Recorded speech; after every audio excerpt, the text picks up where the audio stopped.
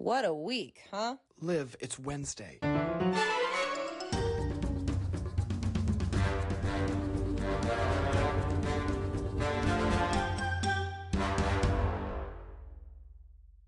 Hello and welcome to the Lemon It's Wednesday podcast, where we're watching and discussing every episode of 30 Rock. I'm Liv Olcott, and I've never seen 30 Rock before. And I'm Jack Dalton, and I have seen every episode of 30 Rock. And this week we're talking about Season 2, Episode 3, The Collection. But before we go to there, how about you give us a follow on social media? You can follow us on Instagram at Lemon It's Wednesday Podcast. We are now on YouTube on video. You can watch our full episodes and highlight clips there at Lemon It's Wednesday. Or you can also email us about your thoughts on the episode, thoughts on the podcast, really anything at all. Just your thoughts, period, at lemonitswednesdaypodcast@gmail.com. Now, for this week's episode, The Collection was written by Matt Hubbard, directed by Don Scardino, and aired on October 18th, 2007. There were 74 jokes in this episode. According to IMDb, this is the episode where Jack hopes to be GE CEO, so he hires a private eye to find any issues about himself. The PI exposes Jack's cookie jar collection. Jenna gains weight doing a Mystic Pizza musical, making her beloved by fans, but she loses weight, panics, ... Okay, so this is just not even a full sentence from IMDb. Okay. First of all, that was the plot of the first episode of the season. Yeah, we've done that already, and then actually. It zooms ahead to her losing weight and panicking, but then it just didn't finish the sentence. So this might be the lowest effort IMDb summary we've ever seen. Yeah, we've got no Liz, no Tracy, so just cut out one of the plots, I guess. And then just half a sentence on one of the other plots. Sure, yeah, close enough. Cool. All right, well, no need to fear, dear listener or viewer, because we are going to dive into the episode beat by beat and cover every plot point, unlike IMDb. But first, we must make our offering to the patron saint of comedy, Tina Fey, by observing what, Liv? The rule of threes. That's right. Is this a rule of threes call? All right, so 3 fun facts about the production of this episode. Number 1, Steve Buscemi is here, and we are all the better for it.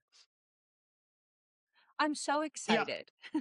Liv, would you like to tell our attendees, our audience, what you texted me in real time? All caps. All of this is all caps. Buscemi with an extra E on the end. Steve Buscemi. Fuck. I'm fracking out too. Yeah.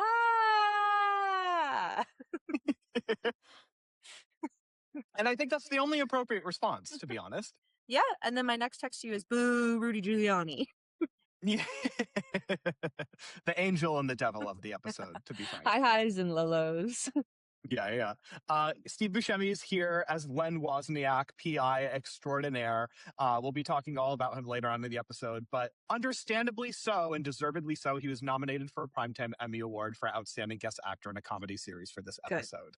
I don't believe he won because I feel like it would have said he won, but he was a winner. But he is a winner in our eyes and hearts, but he was nominated for the Emmys for this episode. And speaking of Len Wozniak, the PI, when he asks Jack if his family has any skeletons, one of the items that Jack lists is that his cousin Tim fixes NBA games. This is a reference to the real-life former NBA referee Tim Donaghy, who in August 2007 pled guilty to charges related to betting on and fixing NBA games, for which he received 15 months in federal prison.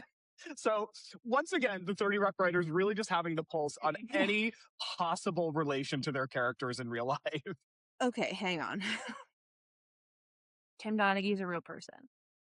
Tim Donaghy's a real person, and this happened 2 months before this episode came out. And the punishment for fixing an NBA game was 15 months in federal prison? Correct. Do you think he was writing Jenna fan mail? Federal! Wow! It all connected. It's so funny.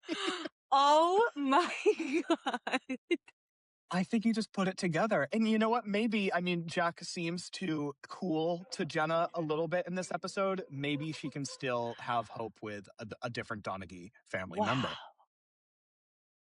That's our new headcanon audience members is that Tim Donaghy is actively reaching out to Jenna Maroney.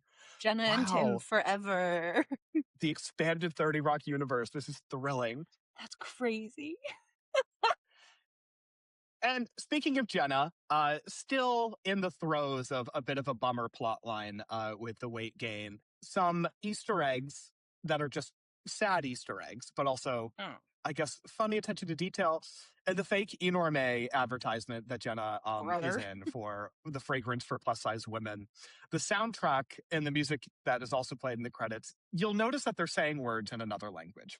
It is a woman singing in Italian the words for, quote, very fat woman, female pig, and whale. No. Yeah. No. Yeah. Yes. I could be really mean and make you fuck, marry, kill that. Well, don't. What if you didn't? Kind of crazy. Well, on that note, Liv. Jack. Have you finished incinerating your collection of antique wooden dolls? No, you can't have them. I need them. Okay. I need them. They're alive. Okay, they breathe. Instead, then, let's just get to the episode. I want to go to there. Okay, so we open on our favorite pairing. Jack and Jonathan staring out over the city skyline, having a "this will all be yours one day" moment before Liz enters and completely shatters the romantic illusion. Jonathan saying, "You've ruined everything." Another great entry into the Jack and Jonathan legend. I need to know so much more about him. When are we going to get a Jonathan episode? Well, I think we're getting bits and pieces more and more as time goes on. I need more. I need way more. Well, you'll be getting more. Absolutely. And we kind of immediately dive into the crux of the episode. So GE is doing background checks on Jack because he's being vetted for the GE chairmanship. Liz was approached and asked about Jack's management style, what type of animal he would be, to which she responded, an eagle with the head of a bear, which I think is maybe the kindest thing Jack could have ever heard. And pretty accurate, I would say. I think so, too. I think so as well. He shares that he has gotten ahead of the game. He hired a PI to look into his own past to see if there's anything suspect that you should take care of. And there's a really great observation where, Liz is understandably like, that's kind of odd. And he says, don't you do the same thing with your therapist every week? It really made me think. Is he wrong? No. Yeah. I think in a sense that's what we're all doing. Yeah.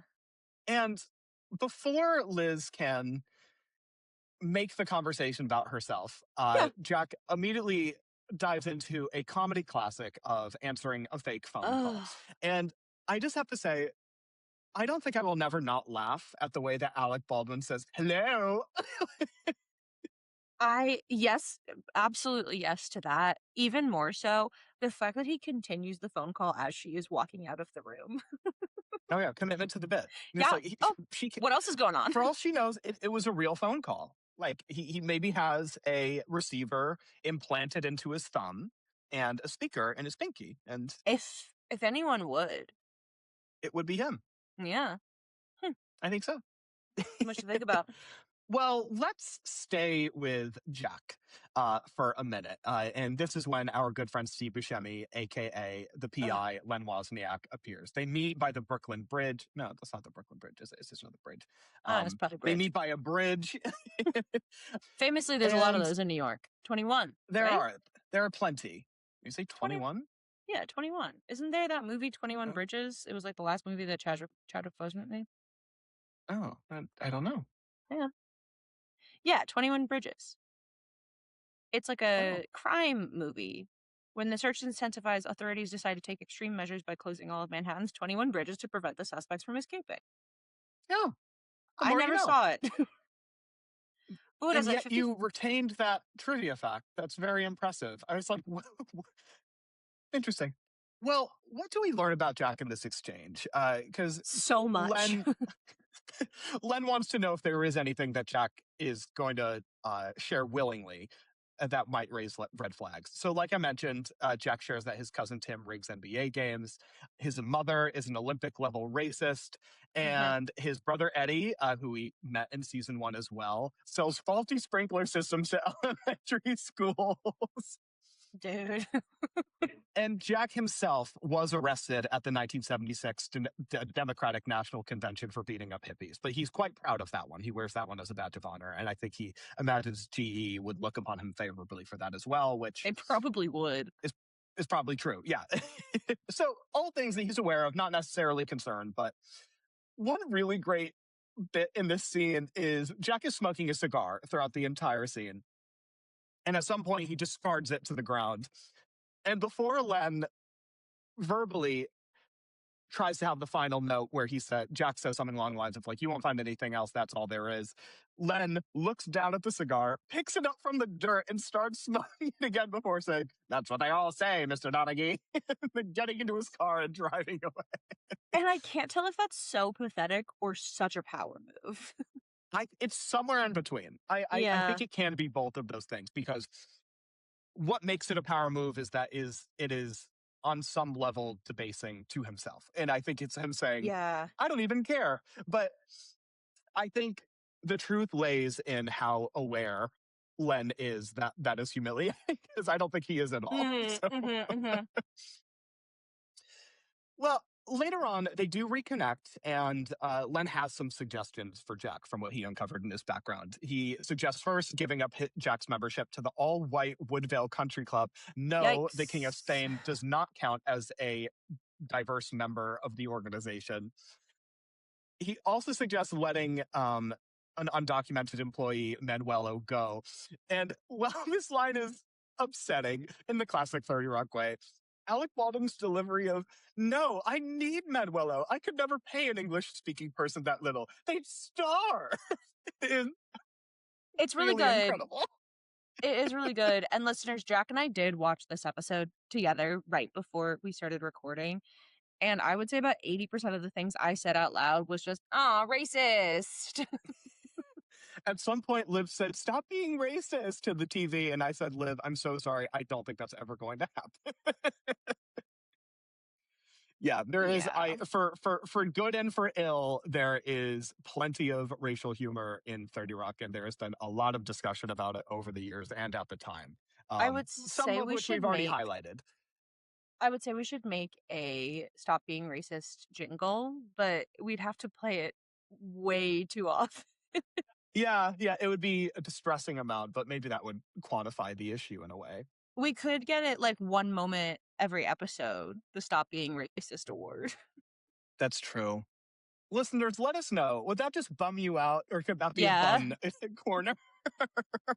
Really ride that line. Something to consider. Weigh in, listeners. I'd be curious for your thoughts.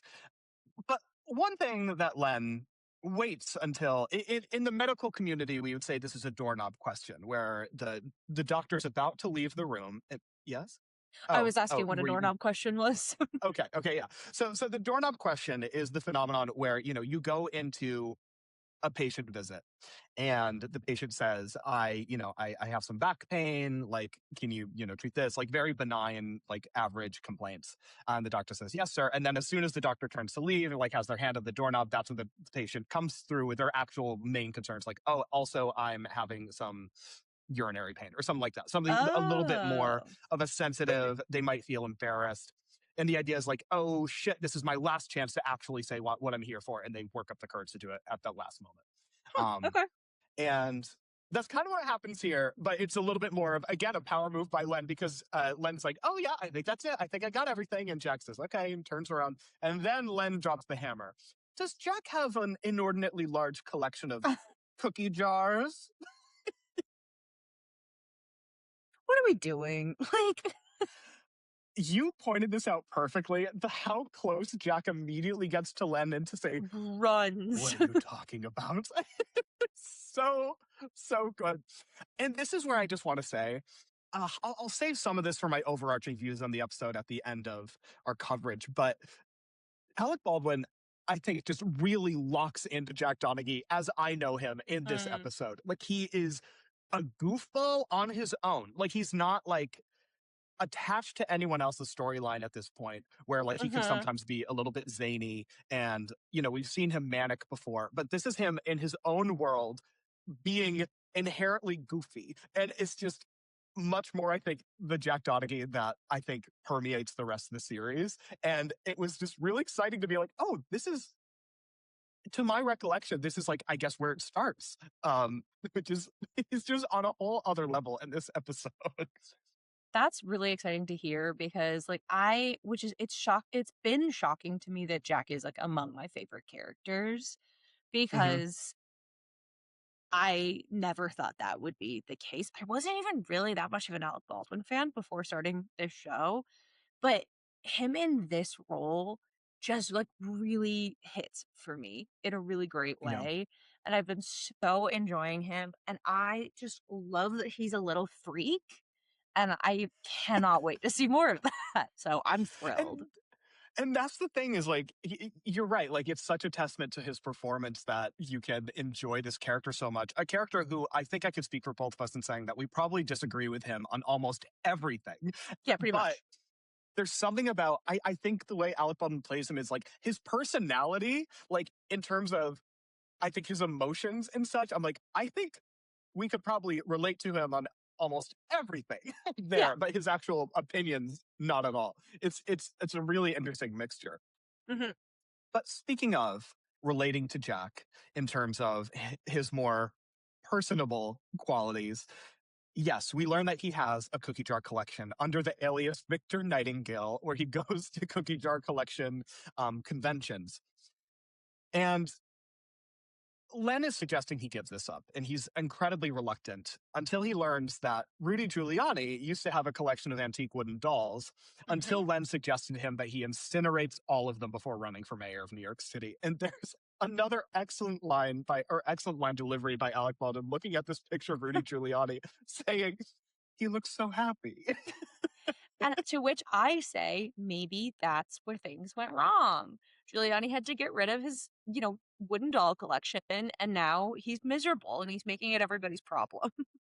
You make a compelling argument, and a Pandora's box moment, if you will. Truly. And now I'm just thinking about him in Four Seasons. Yeah. I just think we moved on from that like way too fast.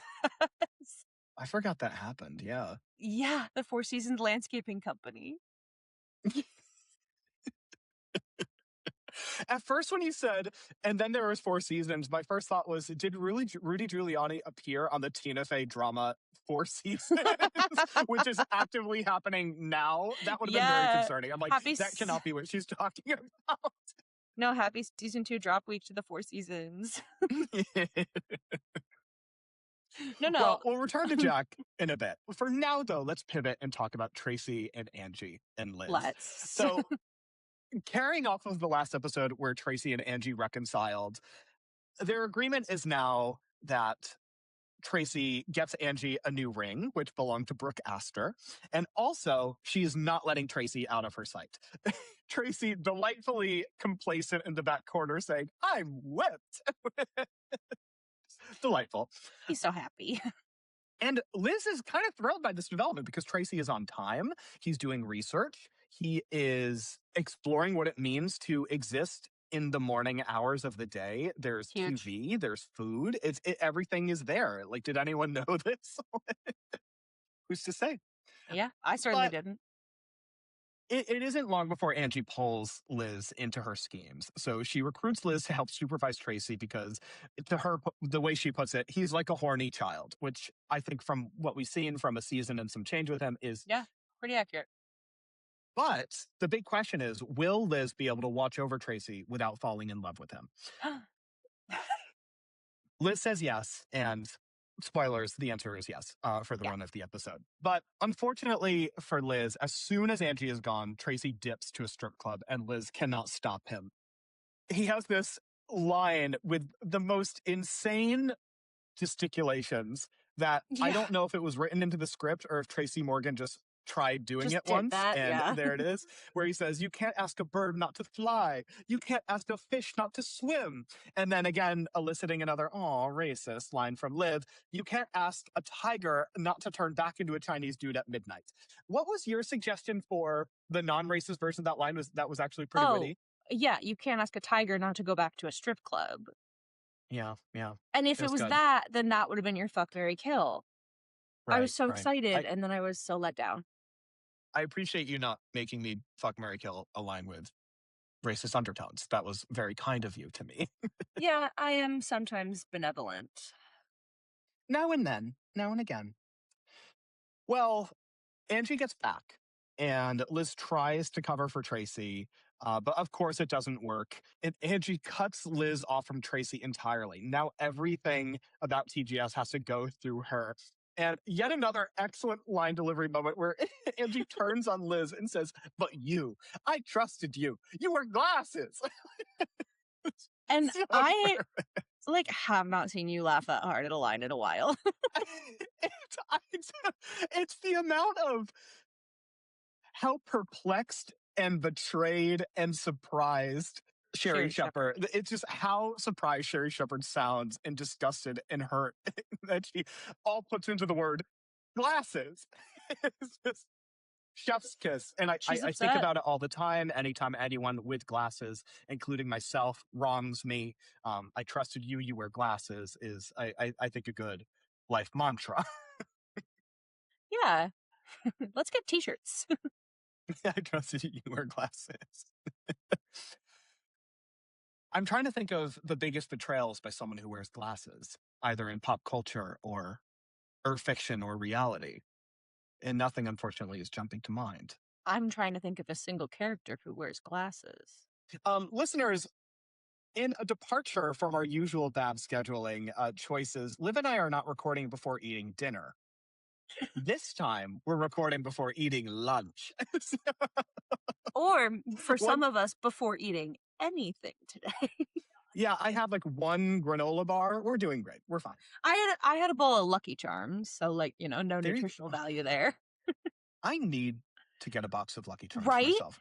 They were on People sale at keep sending me CVS. pictures of my favorite childhood cereals, and I just never buy it for myself. And I think I need a little bit more whimsy in my life.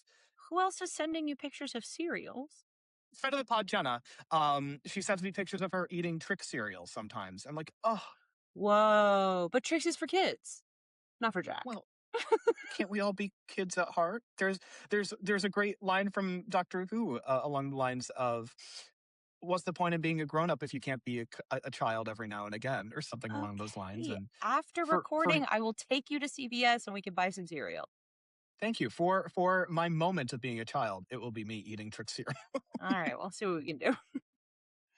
Well, let's talk about Jenna. And Jenna's career is really rocketing up to the skies now that she's leaned into the weight that she's gained and just embracing that, both for comedy and also, I think, as a social stance, is, I think, what Liz always wanted for her. But it's more the clout that she's getting that Jenna is getting addicted to. And even Jack likes her more, too. And this is when we return to Enorme. She did a commercial for Enorme, which, as she puts it, is the #1 fragrance for plus-sized women. Liz has a great response after we cut away to this commercial where she says, "Can't plus-sized women just wear regular perfume?" Spoiler alert, yes, we can. I hate this plot. They both, Jack and Jenna, just immediately just cut her off and keep going. Liz finally being the one to voice reason in this plot line is refreshing after a less than stellar showing in the first episode of the season. But yeah, interesting stuff. But unfortunately, for Jenna, in her eyes, she is starting to lose the weight. She's back to the factory-made notches on her belt. She's really worried about her career being threatened because, in her eyes, everything is based on the fat. Even her relationship with Jack has gotten so warm, they even slap their palms together sometimes when they pass each other in the hall. Liv, have you heard about this? Wait, no, what does that look like? I think we should give it a shot sometime, but it's this cool new thing that Jack and Jenna invented together. It's their special thing. It's their special thing. And it seems that Jenna's suspicions and concerns about her relationship with Jack are merited because Jack comes to Jenna's dressing room and he is instantly colder to her. And I think we have to listen to this back and forth. Is there something we need to discuss? No, Jack. Everything's great. Look, it's come to my attention that you no longer have an eating problem. That's ridiculous. Is it? You're not breathing heavily. Your skin is cleared up. I even find you slightly attractive right now. Don't say that, Jack. Come on. We want food, right? Do you want food, Jenna? Do you? I don't know anymore. Poor Jenna, man. There's so many great little beats in that one clip. There's Jenna's response of, "Don't say that, Jack." Yeah. Jack saying he finds her attractive. Uh-huh. There's the excellent "Do you want food, Jenna? Do you?" That I think on my first watch of the show played in my head for a very long time. Mm-hmm. And Jenna's immediate collapse into her chair as she says, "I don't know anymore," and the sad music starts playing. It's a tragedy that we're witnessing. It's the saddest thing that's happened to anyone. It really is. She's not okay. I know. Our favorite lady is in the trenches right now. And so what else happens in the episode, Liv? Well, let's wrap up with the Liz and Tracy and Angie storyline. Liz is trying to pitch some sketches to Angie and Grizz and .com, but Angie is not loving them, kind of rightly so, because all the script pitches are racist, so racist. Yeah. And Angie doesn't want to perpetuate Black stereotypes, so I stand with her there. Liz is just trying to start again, clean slate. Angie not having it. She wants new writers for Tracy. As she kind of storms out of that meeting, she tells Grizz and .com to start pitching sketches. .com immediately jumps in, and I want to see this sketch so bad. Picture it. A lone soldier walking through the desert. The year, 1861. The place, Mars. Mars. I want to see that. I will say it's not the last pitch we're going to hear from .com, and most of them I would say I want to hear these. I want to see this. And if I can take a quick moment here to say that it was very nice and very sad to watch this with the very recent news that Grizz Chapman, who plays Grizz in Blerg, passed away just about, I think, 2 weeks ago or so. Mhm. I actually got quite emotional putting this on and seeing him on the screen, Yeah. as it reminded me. So rest in peace to Grizz Chapman. He's lovely in the show, and he'll be missed. He will absolutely be missed, but it is, part of the journey of, loving like a performer that we still get to see their work and continue to shout out when they are phenomenal. Grizz, Yeah, smaller well role put. in this scene, but we'll continue to see him, and I'm very excited to continue to get to see this character that obviously has meant so much to so many people. Yeah. And more than I want to see .com sketches, I want to see Grizz's ideas. Let's hear 'em. Yeah. We'll hear some. We absolutely will. I do want to point out that I just have a note that just says Pete, all caps. Nice to see him, I guess. That's very on brand for you. Yeah, no idea what I was talking about there. Liz has a game plan, though, and she goes to Jack with this idea. She wants to give Angie a consultant credit to calm her down, something essentially meaningless, but it will give her maybe a sense of belonging, a sense of, that title. To which Jack, he's very proud. Lemon, she's starting to think like a businessman, a businesswoman. I don't think that's a word. Just a phenomenal little Classic. interplay. Classic. So good. Oh, I really, really liked that one. But Jack says, this isn't business, this is family, and you're probably going to have to fight Angie, which is when we find out that Jack, every time he meets a new person, figures out how he's going to fight them. Not how he would fight them, Yes. how he is going to fight them. And then the two He of is them trained maybe in the fight. warrior's ways. Yeah, maybe they start to square up at least. Yeah. Liz, however, doesn't really take this advice, which I'm proud of her for, because I feel like we've seen her go to that extreme before. She goes, she tries the consultant credit. She does not sell it well at all. She literally says, I'm going to give you a consultant credit. Like, Yeah, girl. yeah. It's like she knows it's bullshit. She is not selling it in Yeah. any way, shape, or form. try a little bit. However, instead of then resorting to physical violence, she does step up to Angie. So he says, Angie, I need you to pack your stuff. I need you to leave. Angie does not take this well. No. And they are definitely then about to fight. And then lo and behold, Tracy steps in. The biggest shock of the week. And honestly, he's upset about it too. Because he's the immature one, but the both of them are forcing him to act like an adult. Terrible. A To terrible which crime. Angie has never heard him talk like this before. And then they go nasty on it in his dressing room.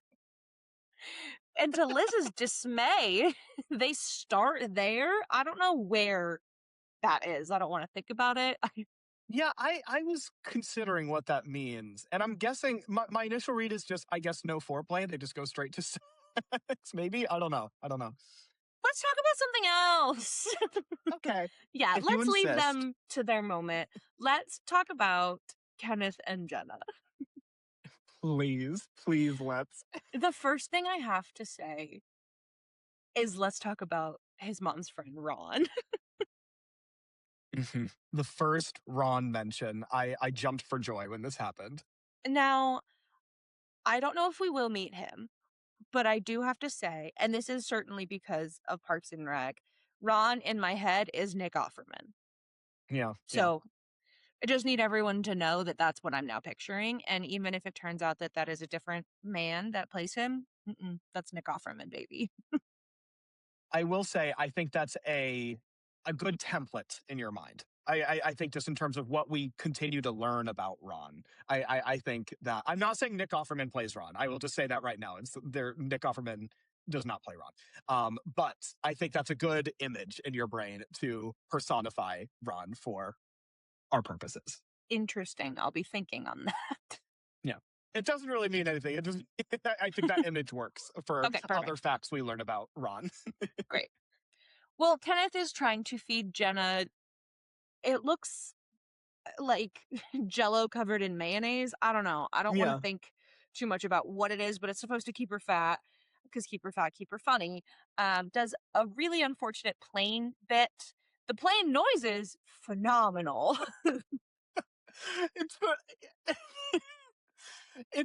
So I'll walk through it. He's saying, he's like, here comes the plane. He says, oh no, a little turbulence. And then he says the unfortunate bit, oh no, an Indian guy got up and the FBI shot him, which is a bummer. But then he goes,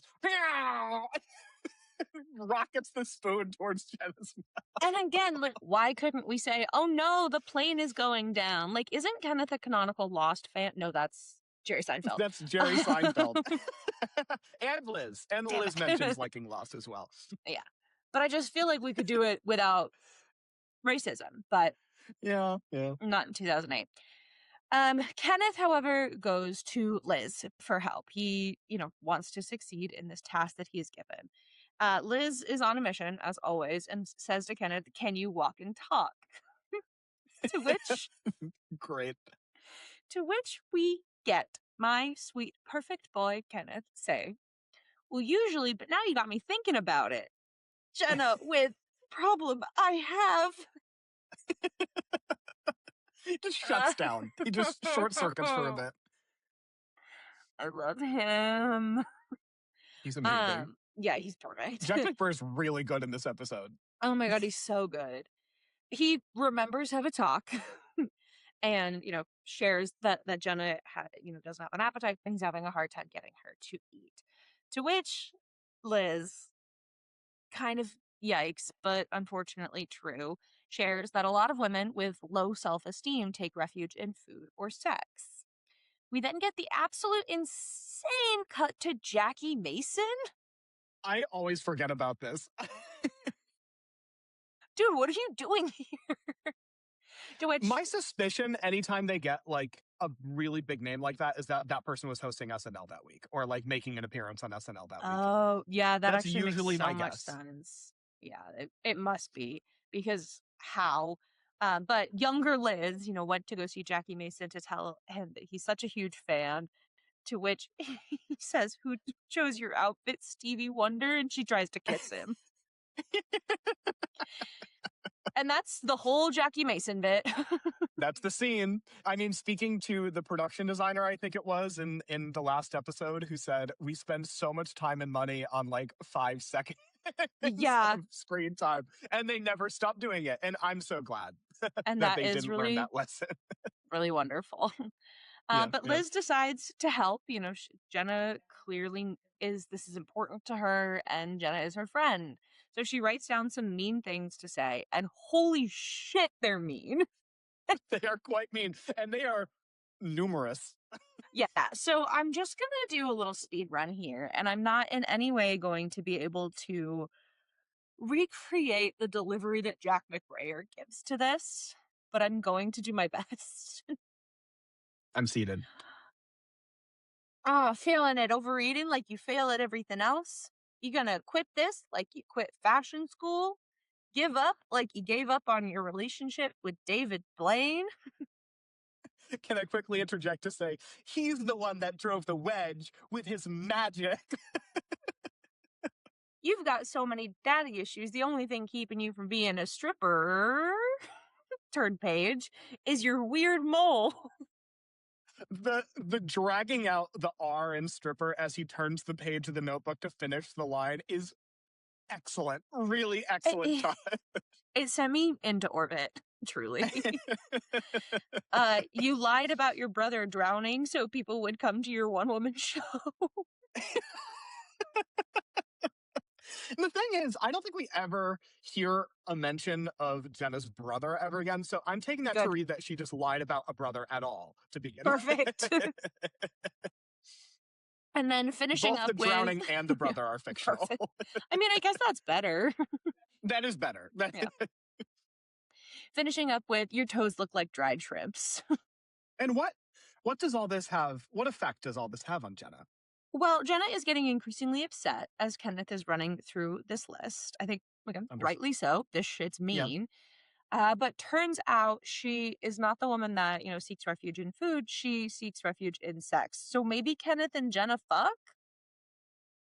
We don't see it, but it is heavily suggested later on. So, yeah, now that I've, like, rewritten my brain to establish that, Mm-hmm. Let's talk about Jack. Yes, please. He's getting rid of the jars. He's being really brave. He's so brave.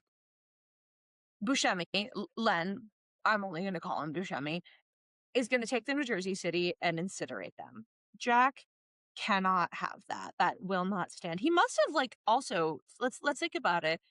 He must have invested a lot of money in this. Like, I would understand, like, can I sell them? Can I give them to someone else? We just don't need to incinerate them. I think that's it is a full truck of cookie jars. And if I can quickly just interject, another just great random line of the scene opening at the storage unit where Jack just opens it with, "Goodbye, cookie jars."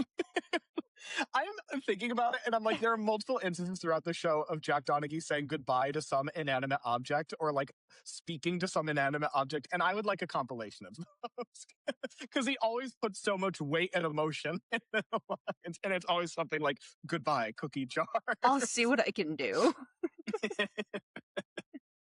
But, you know, he's willing to give them away. Maybe a fellow ceramaphile? A fellow ceramaphile took me out. Dude. Oh, so man. Good. Phenomenal. And, you know, Buscemi says, you know, like, I'm warning you here. Think about Giuliani and the wooden dolls. Think about John Kerry and his ill-advised windsurfing. Think about Jack Donaghy and his cookie jar collecting. Jack, fuck, marry, kill. Oh, boy. Okay. Wow, this is very exciting. Oh, my God. Wait, no, I can't forget the jingle. Dum, dum, dum. Ooh, okay.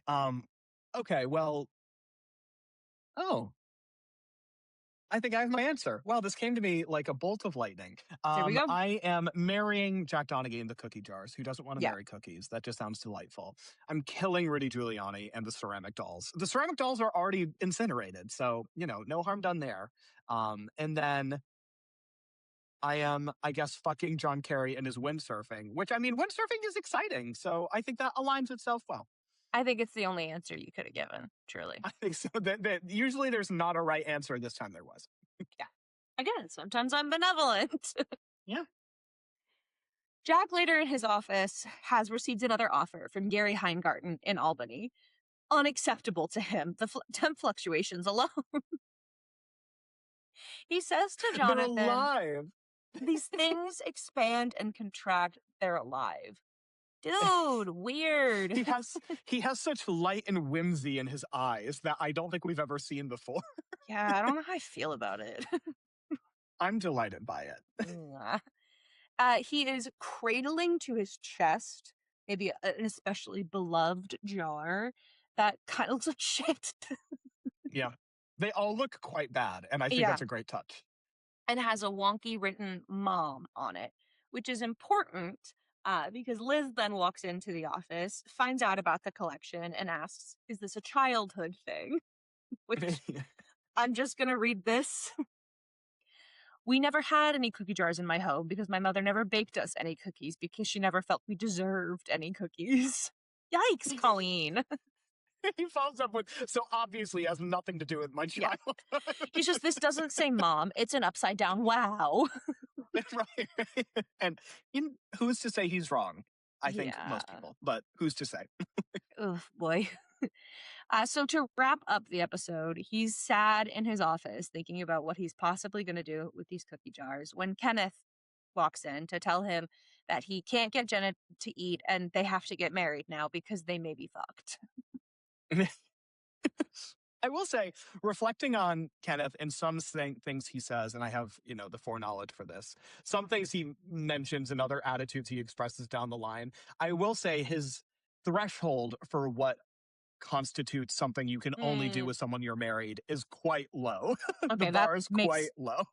That actually makes me feel way better. I would say her kissing his cheek at all, he would be like, we have to get married. Okay. That actually follows for me now. Okay, So maybe they didn't have sex, but they cut away. You never know. It's like when they cut away from a character death on a different TV show. It's like, well, are they alive? We don't know for sure. Never know. You never know. Well, Kenneth noticed the cookie jar and says that he likes the upside down wow on it. The gentle music that starts to play, that's what took me out this episode. It's just two chords on the piano, and it's just so soft as Jack turns to it's so two sweet. lost souls finding each other in the wilderness. And beautiful. He so gently asks, do you like cookie jars? And again, I just have to read this because all I've done this episode is just read Jack McBrayer's lines, but it's worth it. It is. I think so. And I want you to envision, listeners, if you've seen this episode, the eyebrow control that he has during this little speech. It's astonishing. We had a nice one back in Georgia. Had a bear on it. I remember when my mom's friend Ron would come over. They'd go into the bedroom to sort out their paperwork, and I would just go ahead and stare at that cookie jar. It's almost as if I took every problem that I ever had and I put inside that cookie jar, and I sealed it up so tight that nothing would never, ever, ever get out. The Southern accent came out of nowhere on that one. Yeah. Whoa, first of all. Any mention of Ron, the eyebrow twitching was just genuinely genius. I don't think we've ever seen Dark Kenneth before, and I think it is I'm scared correct of him that it coincides with the first mentions of Ron. Yeah. Yikes.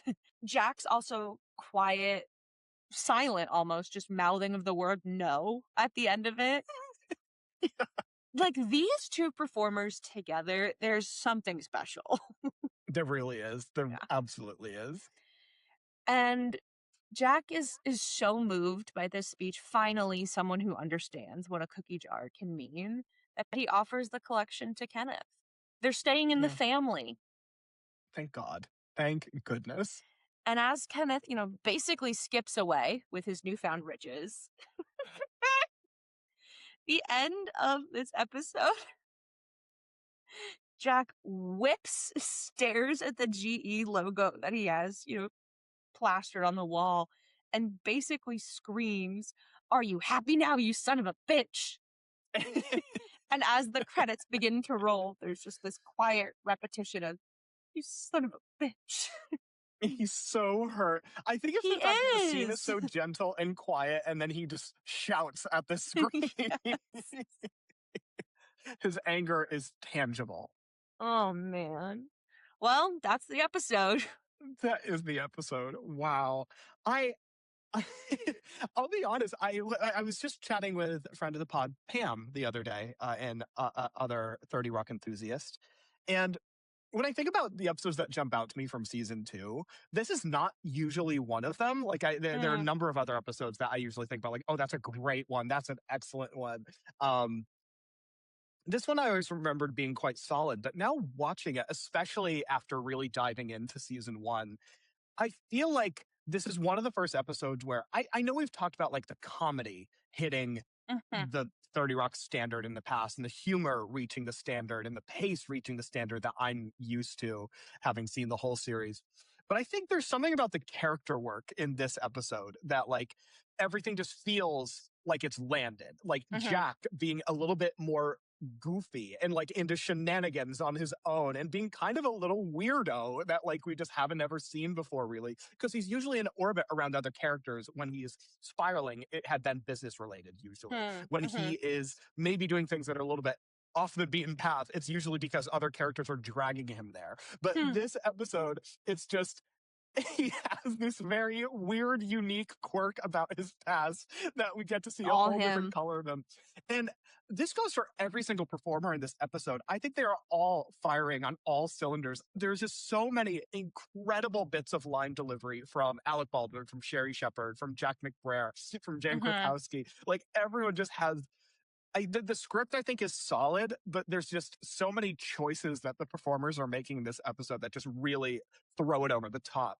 And so I was watching it and I was like, this episode is just so much stronger than I remember. And it got so many genuine laughs out of me that I didn't remember having. And I think part of that is just like, oh, these are the characters I think as fully drawn as I think about them. And I feel like this is maybe the first time you're seeing all those different angles on everyone. Like Kenneth being a little bit darker, Jenna being vulnerable, but then also a little bit more chaotically concerned about her career that I think we haven't seen in season 1 as much. She was a lot more grounded. I think we're starting to see her kind of starting to float up into the nether sphere, and she will remain there for the rest of time. Like, so I don't know. It's something about this episode just felt correct, and that was a nice surprise to me.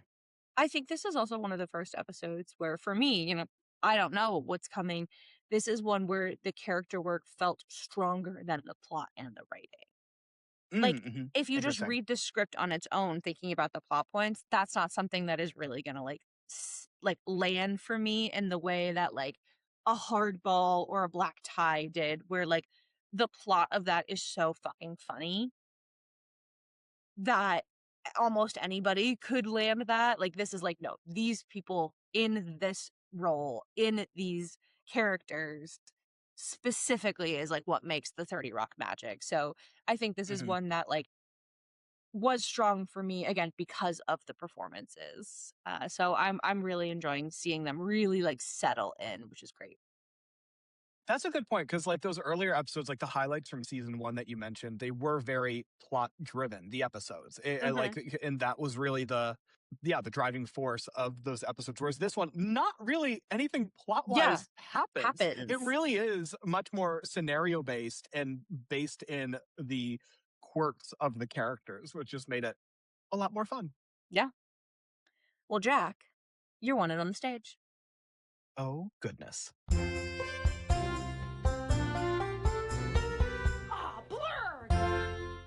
Every week before we lock up and leave the studio, we're going to close out by sharing some highlights from the episode.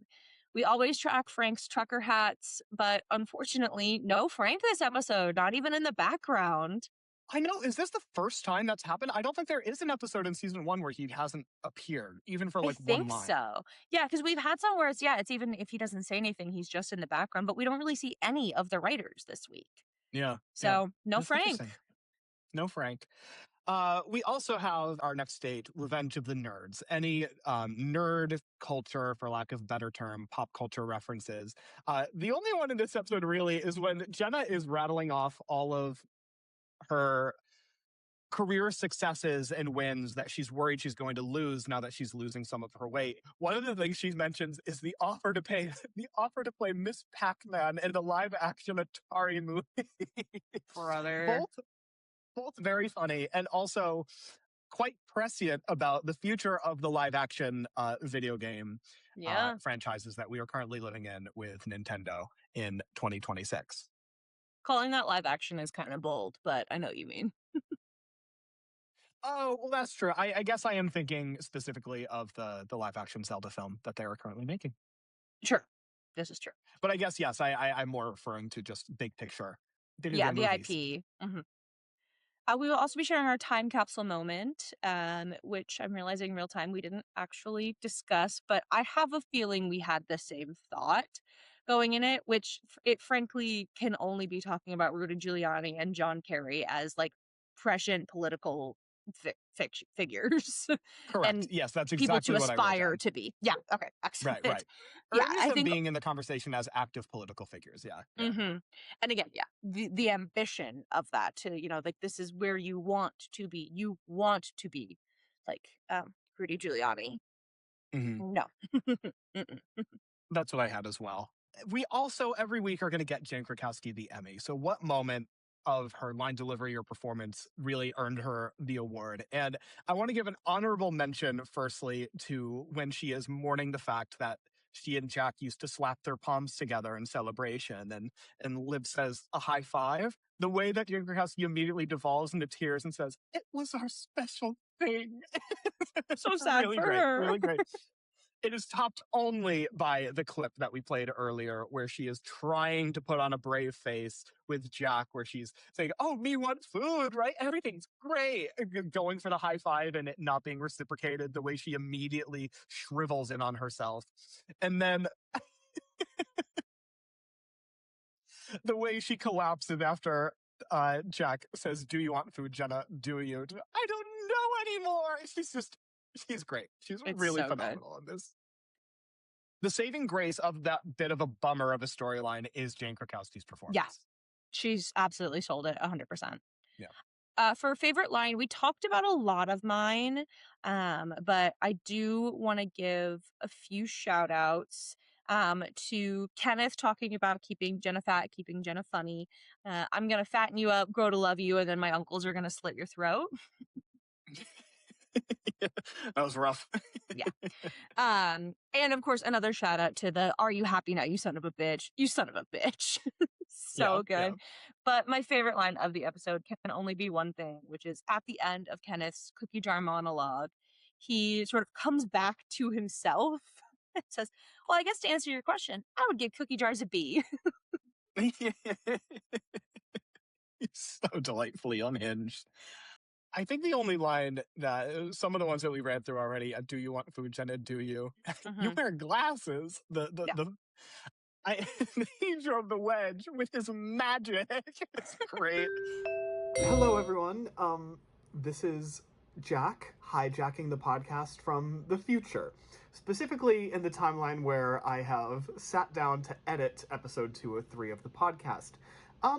Some behind-the-scenes info here. While we were recording, Liv's computer just shut off, and so she had to come and join me in my office to record the final 5 minutes of the episode.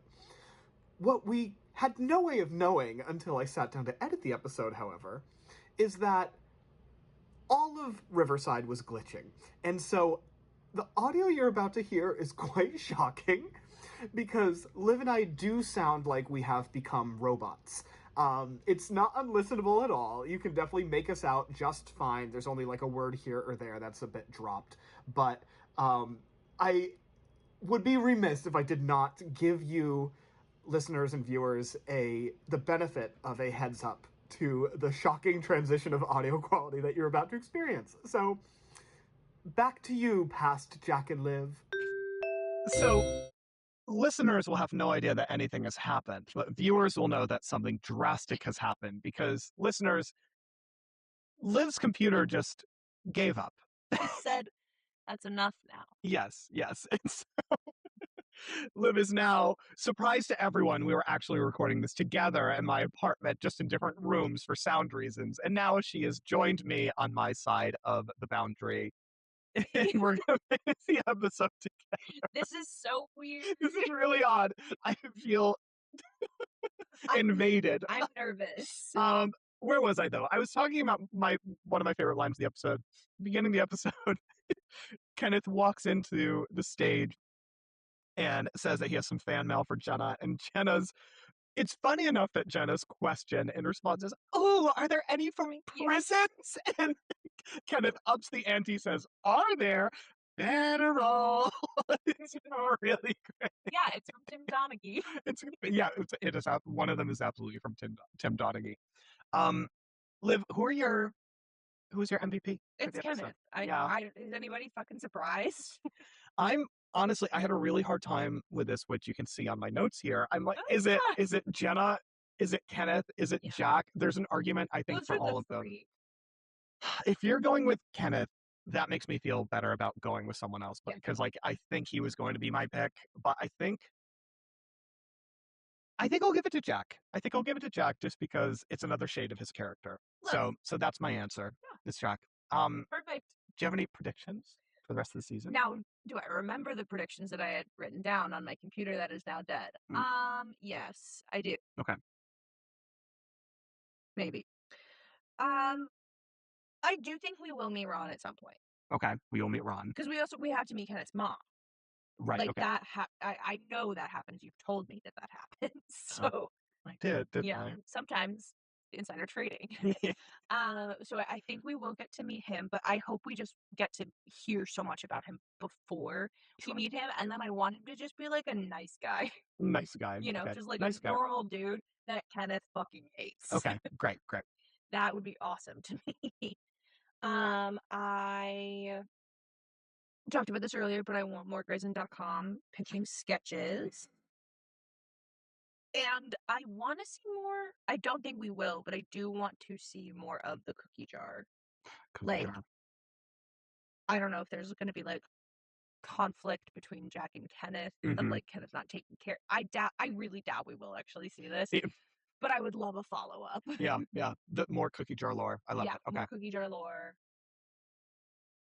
And I say this every time, but just Sherry Shepherd get back on my screen. Yeah. Return to a Sherry Shepherd. Yeah. And I also, can we get some You're right. Yeah, well, there were no writers in this episode, but Twofer just has not made an appearance. Yeah, this season, I don't think we've seen him. There was a lot of writers from stuff in the first episode with Liz's dress, but I think he was there, but I don't think he had any. I don't know. He may not have. So I would like Twofer back. Okay, Twofer back, please. Okay. Oh, I do remember the last prediction I have, which is that I saw the screen cap. Yeah, the screensaver for the next episode. So I do know that Carrie Fisher will be coming. And I can't wait. I cannot wait. I mean, speaking of season 2 episodes that usually jump out to mind for me, Carrie Fisher, is absolutely one of them. So we have a lot to talk about next time. I'm very excited. Perfect. So that's not even a prediction. That's just I'm going to be honest with you. When I see things and when things happen spoiled to me, I don't share. We are. I feel like we're filming a YouTube couple breakup video. It's like we want to be transparent with you about all we know at any given time. It's for the best. We're okay. Yeah. We are okay, and we're going to be okay. And as we navigate this transition, I just want to say thank you. Thank you, and please subscribe to both of our individual channels. Yeah. But we're still going to use the joint channel for brand deals. Oh God. Okay. That's so weird. It feels so long. Well, let's finish. Let's put down the episode. So that is all for us this week. And in the meantime, you can find us on Instagram at Lemon It's Wednesday Podcast. You can find us on YouTube at Lemon It's Wednesday. Oh, those are the only two that I say. Yeah, and you can email us about how far apart you want us to normally be while recording, ideally farther than this, at Lemon It's Wednesday Podcast at gmail.com. I'm Jack Dalton. I'm Liv Olcott. See you next Wednesday. We got a boogie gang.